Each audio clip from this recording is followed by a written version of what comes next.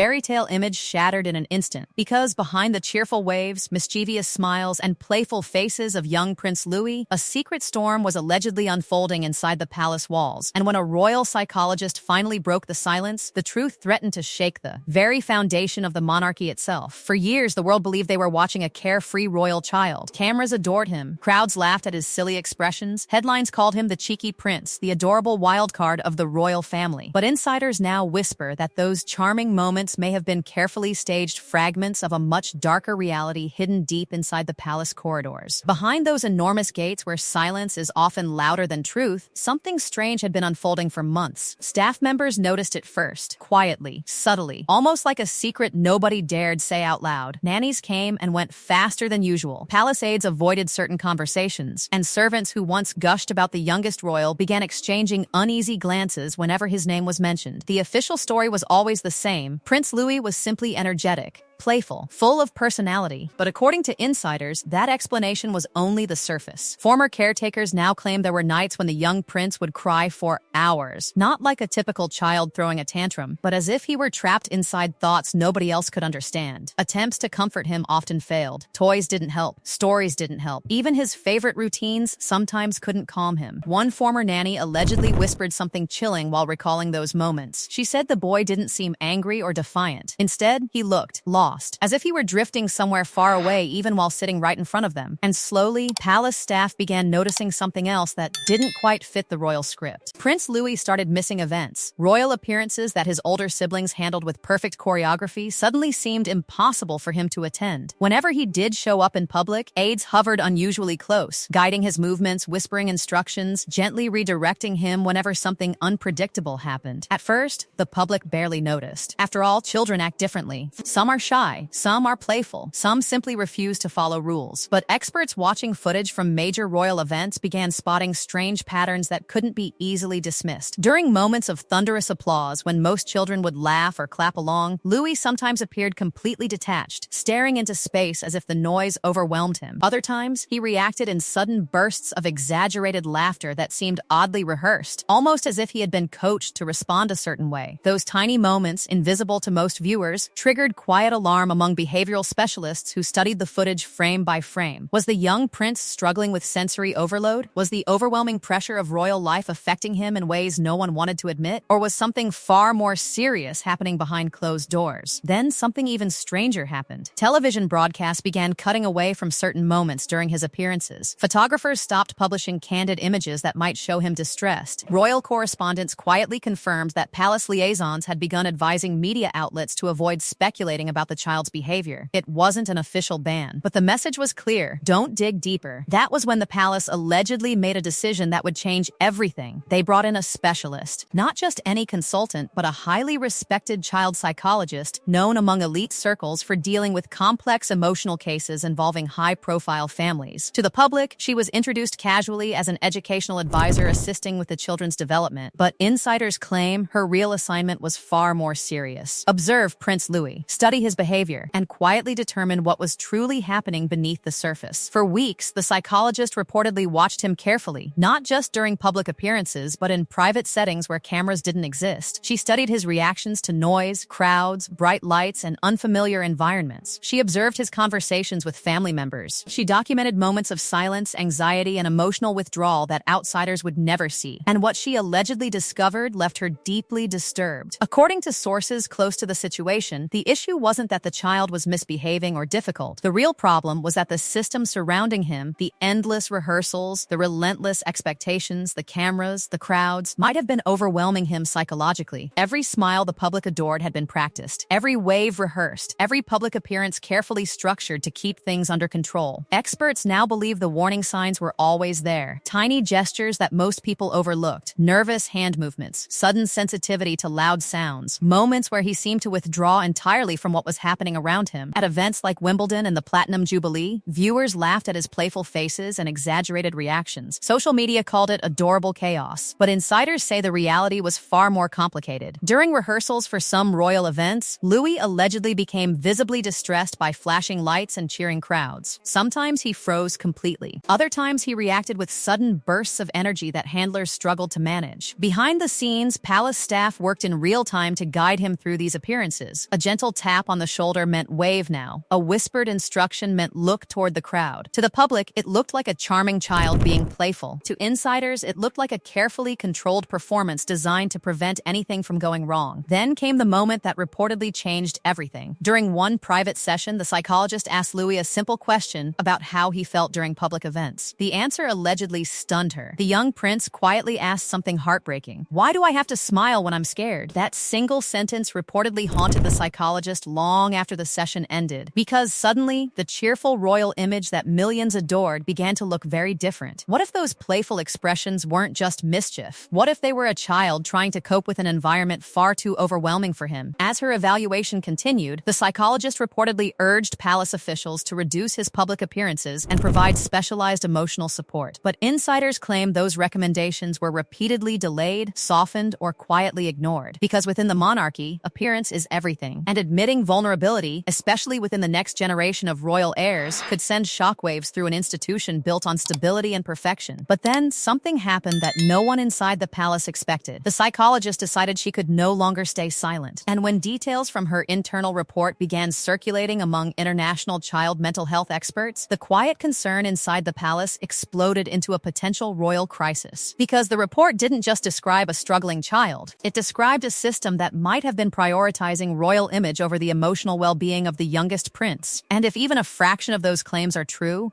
the story the public thought they knew about Prince Louis may only be the beginning of something far more disturbing. And just when the palace believed the situation could still be contained behind polished smiles and carefully staged photographs, the psychologist's report detonated like a quiet bomb inside royal circles. Because buried inside that clinical document was a revelation that insiders say terrified senior officials more than any scandal in decades. According to the report, Prince Louis was not simply a lively child struggling to adapt to royal life. The evaluation allegedly described a rare neurological emotional condition, one that made him extremely sensitive to sensory overload, chaotic environments, and intense social pressure. Bright lights, loud cheering crowds, constant flashes of cameras, the very things that define royal life. Those stimuli, the report claimed, could push him into emotional extremes without warning. One moment he might appear calm, even cheerful. The next moment, he could experience overwhelming distress or complete emotional shutdown. The child who looked like he was making silly faces for photographers might actually have been reacting to sensory stress that most people couldn't even see. And that realization reportedly sent shockwaves through the palace. Because suddenly, the playful, cheeky prince image the public loved looked dangerously misleading. The report described Prince Louis as highly intelligent and articulate for his age. In quiet environments, he reportedly showed remarkable curiosity and sharp academic instincts. But the same report warned that public royal duties placed him under psychological strain that few children, even royal children, could withstand. Every public appearance was essentially a test, a performance, a moment where his reactions had to be carefully controlled before millions of eyes watching around the world. The psychologist's recommendation was clear: reduce the appearances, create calmer environments, provide specialized emotional support. But according to sources, the palace response was